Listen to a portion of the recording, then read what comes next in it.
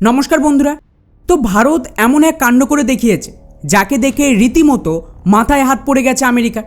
এমনকি পরিস্থিতি তো এমন জায়গায় এসে ঠেকেছে যে মার্কিন নিউজ চ্যানেলগুলো ক্ষেপে গিয়ে সরাসরি ভারতের বিরুদ্ধে কঠোর নিষেধাজ্ঞা লাগানোরও ডাক দিয়েছে। কিন্তু আমেরিকা যতই লাফালাফি করুক না কেন, ভারত যা দান মেরেছে তারপর গোটা বিশ্বের সামনে ট্রাম্পের মুখে চুনকালি লেগে গেছে বললেও খুব একটা ভুল হবে না। কীরকম? তো হালেই খবর এসেছে যে কুনপেং নামক একটা জাহাজ সরাসরি আমেরিকার হুমকি সত্ত্বেও ভারতের দিকে রওনা করে দিয়েছে, এবং এটা প্রথম এমন ঘটনা হবে যখন এই জাহাজ বুক ফুলিয়ে ভারতে ঢুকবে। এখন আপনারা বলবেন যে ভাই, একটা জাহাজ ভারতে আসছে, এটা কি এমন ব্যাপার, আর এটাকে নিয়ে আমেরিকা এত তরপাচ্ছে কেন? ওয়েল, এটা কোনো সাধারণ জাহাজ নয়। এটাকে ঠেকানোর জন্য আমেরিকা কী না করেছে। এমনকি এই ক্যাটাগরির অন্য জাহাজে নৌবাহিনীর মাধ্যমে আক্রমণ চালিয়ে দখল করা থেকে শুরু করে এর উপরে ব্যানও করে দিয়েছে, এবং কড়া হুঁশিয়ারি দিয়েছিল গোটা বিশ্বকে যে ভারত কেন, বিশ্বের যে কোনো দেশ যদি এই জাহাজকে নিজের দেশে ঢুকতে দিয়েছে, আমরা তার উপরে পাল্টা নিষেধাজ্ঞা লাগিয়ে দেব। অথচ এত কিছুর পরেও ভারত কিন্তু সাফ জানিয়ে দিয়েছে এই জাহাজ ভারতে তো আসবে, তাতে আমেরিকা যা পারে করে নিক। কেননা এটা অ্যাকচুয়ালি রাশিয়ার সবচেয়ে গুরুত্বপূর্ণ একটা ট্যাঙ্কার শিপ, যেটা বাল্টিক সাগর থেকে ভারতের দিকে আসছে আর গুজরাটের দাহেজ শহরে গিয়ে ডক করবে। এখন প্রশ্ন হলো, এই জাহাজ এতটা ইম্পর্টেন্ট কেন যে ভারত এর জন্য আমেরিকার সাথে লড়াই করতেও ব্যস্ত? ওয়েল, আজ থেকে প্রায় 4 বছর আগে 2022 সালের ঘটনা। এই বাল্টিক সাগরের কাছে রাশিয়ার পোর্টভুয়া এলাকায় একটা এলএনজি গ্যাসের প্ল্যান্ট তৈরি করা হয়, যা বছরে প্রায় কয়েক লক্ষ টন পর্যন্ত এলএনজি উৎপাদন করতে সক্ষম। কিন্তু মুশকিল হলো, ইউরোপ আর আমেরিকা এর ওপর এতটা ভয়ঙ্করভাবে নিষেধাজ্ঞা লাগিয়ে রেখেছে ইউক্রেন যুদ্ধের কারণে, যে এর সাথে কাজ করা প্রতিটা জাহাজ পর্যন্ত আমেরিকার ব্যানের শিকার হয়। এবং যদি এই এলএনজি কেউ কেনে বা এর সাথে জড়িত জাহাজ কোনো দেশের এলাকায় ঢুকে পড়ে, তাহলে সেই দেশের ওপরেও গোটা ইউরোপ এবং আমেরিকা একসাথে মিলে নিষেধাজ্ঞা লাগাবে।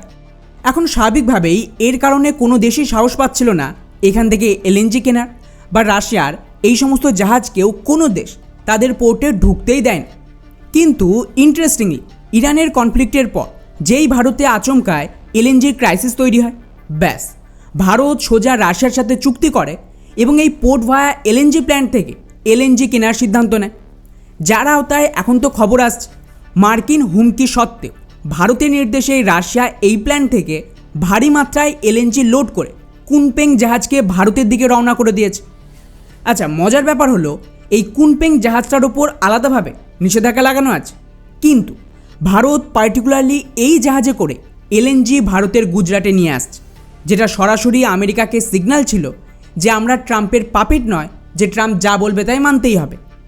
কারণ এতে কিন্তু ভারতের ব্যাপক ফায়দা হবে, এবং মোদি আর পুতিন মিলে বেসিক্যালি ট্রাম্পকে ফাঁসিয়ে দিয়েছে এই একটা ডিলে। কিভাবে? ওয়েল, প্রথমত আমাদের এলএনজি গ্যাসের ডিমান্ড এখনও প্রচুর বেশি রয়েছে, এবং আমরা কেবলমাত্র আরবদের উপরে তো নির্ভর করে থাকতে পারি না। তো স্বাভাবিকভাবে ভারতকে অল্টারনেটিভ রাস্তা দেখতেই হবে। আর রাশিয়া হলো সেই দেশ যাদের কাছে এতটা ক্যাপাসিটি তো রয়েছে যে ভারতের প্রয়োজনীয় সমস্ত সাপ্লাই ওরা একাই করতে সক্ষম। এতে আমাদের আর আরব দেশগুলোর ওপর পুরো নির্ভর থাকতে হবে না। তাই ভারত কিন্তু এক্ষেত্রে আমেরিকার হুমকি কিছুতেই মানতে চাইছে না। দ্বিতীয় ফায়দা হলো, এটা আমেরিকার ইউরোপকেও একটা কড়া মেসেজ। ট্রাম্প 2025 সালে দাবি করেছিল যে পিএম মোদি ওনাকে পার্সোনালি আশ্বস্ত করেছিলেন যে ভারত রাশিয়ার তেল কেনা বন্ধ করে দেবে, যেটা আজ পর্যন্ত কিন্তু ভারত সরকার স্বীকারই করেন। কিন্তু আমাদের দেশের অপোজিশন এটাকে নিয়েই ভারতের বিরুদ্ধে চলে যায়। আর এখন এই জাহাজ ভারতে আসার পর একসাথে ভারত সরকার ট্রাম্পের এই মিথ্যাচার আর ভারতের অপোজিশনের এই যে ফেক ন্যারেটিভ, এই দুটোকেই ধুলোয় মিশিয়ে দিল এবং একটা ইঙ্গিত দিল যে ভারত কাউকে পাত্তা দেয় না। এখন আপনাদের মাথায় প্রশ্ন আসাটা তো স্বাভাবিক যে তাহলে এর বিরুদ্ধে পাল্টা আমেরিকা কোনো অ্যাকশন নেবে না। ওয়েল, আমেরিকা কিচ্ছু করতে পারবে না, কারণ গত বছর ডিসেম্বর মাসের দিকে যখন ভারতের ডিমান্ড কিছুটা কম থাকা রাশিয়া থেকে তেল আমদানি কমানো হয়, সেই সময় আপনারা খেয়াল করেন খুবই চালাকির সাথে ট্রাম্প বলেছিল যে ভারত আমার ভয়ে রাশিয়ার তেল আমদানি কমিয়ে দিয়েছে। ইন্টারেস্টিং ব্যাপার হলো, সেই সময় আমাদের বিদেশ মন্ত্রণালয় সাফ জানিয়ে দিয়েছিল এরকম কোনো ডিল হয়নি ভারত আর আমেরিকার মধ্যে। কিন্তু তা সত্ত্বেও আমেরিকার মিডিয়া, সরকার আর ভারতের অপোজিশন এই তিনজনে একটা ফেক ন্যারেটিভ তৈরি করে যে ভারত তো ট্রাম্পের সামনে সারেন্ডার করে দিয়েছে। তো এর কাউন্টারে ভারত সরকার কি করে? চুপচাপ রাশিয়া থেকে ভারতের তেল আমদানি আরও বেশি বাড়িয়ে দেয়। এবং এখন ফাইনালি এলএনজি ক্রাইসিসের পর রাশিয়া না কেবল ভারতের সবচেয়ে বড় তেল রপ্তানিকারক দেশ হয়ে গেছে, বরং তার সাথে ভারত তো এখন রাশিয়া থেকে এলএনজি পর্যন্ত আমদানি করছে। আর যেই এতে আমেরিকার ওপর পাল্টা চাপ তৈরি হয়, কারণ ভারত তো ওদের কথা শুনছে না। তো ওরা কি করে, খুবই চালাকির সাথে নিজেদেরই একটা ইচ্ছাকৃত ওয়েভার ঘোষণা করে দেয় যে আমরাই তো ভারতকে এই তেল কেনার পারমিশন দিয়েছি। মানে এর ফলে আমেরিকা নিজের মুখ বাঁচিয়ে নেবে। এক্স্যাক্টলি সেম ওরা আবারও করছে। যেই ভারত ইরান আর রাশিয়ার থেকে তেল আর এলএনজি আমদানি করার কথা বলে, ইমিডিয়েটলি আমেরিকা ঘোষণা করে যে ওরা তো 1 মাসের ওয়েভার দিয়েছে ভারতকে। অর্থাৎ আমেরিকা এখানে বিশেষ কিছুই করতে পারবে না।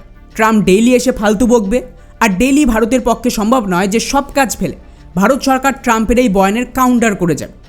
তাই এখন রাশিয়ার সাথে মিলে এই এলএনজি আমদানি করে ভারত বেসিক্যালি মেসেজ দিল সেই সমস্ত লোকজনকে যারা ভারতের বিরুদ্ধে একটা ফেক ন্যারেটিভ তৈরি করছিল।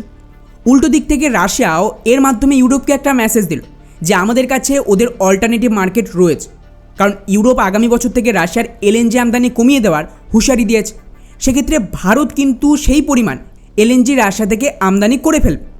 ফলে সব মিলিয়ে ভারত মুখে তর্ক না করে ডিরেক্টলি কাজের মাধ্যমে আমেরিকাকে তার অকাত দেখিয়ে দিয়েছে। বাকি এই পুরো বিষয়টিকে নিয়ে আপনাদের কী মনে হয় নিচে অবশ্যই কমেন্ট করে জানাবেন। জয় হিন্দ।